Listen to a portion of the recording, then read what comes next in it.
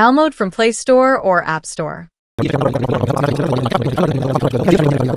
So আমরা আসলে Australia select করলাম, যেহেতু আমরা অস্ট্রেলিয়া থেকে বাংলাদেশে কিভাবে টাকা পাঠাবেন সেই প্রসেস দেখাবো। সো এখানে আপনার অস্ট্রেলিয়ান যে নাম্বারটা আছে সেই নাম্বারটা দিবেন। সো নাম্বার দেওয়ার পরে ওকে করবেন, করার পরে একটা ট্যাপটেশন থেকে মেসেজ চলে আসবে, যেটা ওটিপি থাকবে, ওয়ান টাইম পাসওয়ার্ড। সেই পাসওয়ার্ডটা এখানের মধ্যে দিয়ে দিবেন, দেওয়ার পরে নেক্সট দিবেন, দেওয়ার পরে অ্যাকাউন্টটা ক্রিয়েট হয়ে যাবে। Add your bank account and other details and follow the instruction.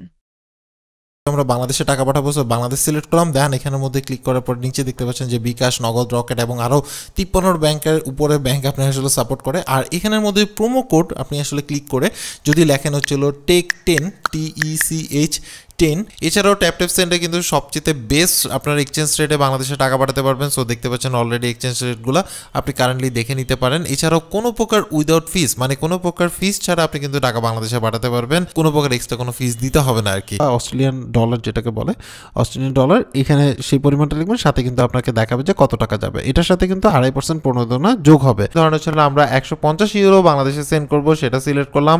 এখন তখনকার রেট অনুসারে কিন্তু আপনার হচ্ছে ইউরো রেট দেখাবে, এই রেট দেখেন না, কারণ হচ্ছে আপনি যখন ট্রাই করবেন তখনকার রেট দেখবেন। এখান থেকে সেন্ড অপশনে গেলাম, এখান থেকে রিসিপিয়েন্ট সিলেক্ট করলাম। অলরেডি সেভিং যদি থাকে, মানে সেভ থেকে যদি সেন্ড করতে চান সেটা আলাদা বিষয়, যেহেতু আমরা বিকাশে সেন্ড করবো ইনস্ট্যান্টলি। সো আমরা আসলে বিকাশ সিলেক্ট করলাম, করার পরে এখানের মধ্যে আপনার যেই বিকাশ অ্যাকাউন্টে পাঠাবেন সেই বিকাশ অ্যাকাউন্টের নামটা কি দেওয়া আছে সেটা দিবেন, ফার্স্ট নেম অ্যান্ড হচ্ছে লাস্ট নেম, এই দুইটা আপনি যে এখানের মধ্যে দিয়ে দিবেন, দেখে শুনে দিবেন আর কি। দেন হচ্ছে এখানের মধ্যে মোবাইল নাম্বারটা দিবেন, মোবাইল নাম্বার হচ্ছে তার বিকাশ নাম্বার যেটা আছে সেটা দিবেন। দেওয়ার পরে আপনাকে আরেকবার চেক করবে, যে ডাবল চেক করেন আপনার নামটা ঠিক আছে কিনা, যে রিসিপিয়েন্ট বা যাকে আপনি টাকা সেন্ড করতেছেন তার নামটা ঠিক আছে কিনা। যদি ঠিক থাকে, মানে তার বিকাশ অ্যাকাউন্টের নাম যেটা যদি ঠিক থাকে, তাহলে নেক্সট অপশনে যাবেন, এটা নাম্বার চলে আসবে। অ্যান্ড আপনার যদি কোনো কার্ড সেভ করা থাকে তাহলে এখানের মধ্যে দেখাবে, আর যদি কার্ড সেভ না করে থাকে তাহলে ডেবিট কার্ড বা কার্ডের অপশনে সিলেক্ট করবেন। করার পরে আপনি আপনার কার্ডের মধ্যে আপনার যে কার্ডটা আছে, ভিসা কার্ড বা মাস্টার কার্ড যেটাই হোক না কেন, সেখানের মধ্যে আপনি হচ্ছে প্রথমে নামটা দিবেন, যে নামটা আছে সেটা দিবেন। দেন হচ্ছে কার্ড নাম্বার দিবেন, মানে আপনার আর কার্ডের উপরে এই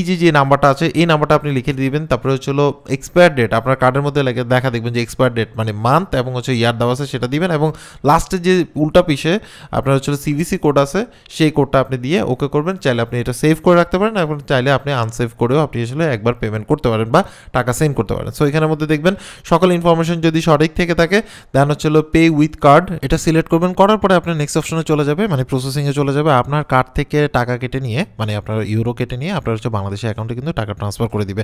সো এখানে দেখতে পাচ্ছেন যে প্রসেসিং চলতেছে, আমরা টাকা সেন্ড করছি। এখানের মধ্যে দেখুন আপনি ঢোকার পরে এই যে ট্রানজেকশন হিস্ট্রি দেখতে পারবেন, এখান থেকে গিয়ে আপনি দেখতে পাচ্ছেন যে সাবমিট করছি 7:13 মধ্যে কিন্তু আমার বিকাশের মধ্যে টাকা চলে আসছে, এবং আমাকে মানে নোটিফিকেশন করে দিচ্ছে হচ্ছিল ট্যাপ সেন্ড থেকে, এবং বিকাশ থেকে কিন্তু অলরেডি মেসেজ চলে আসছে।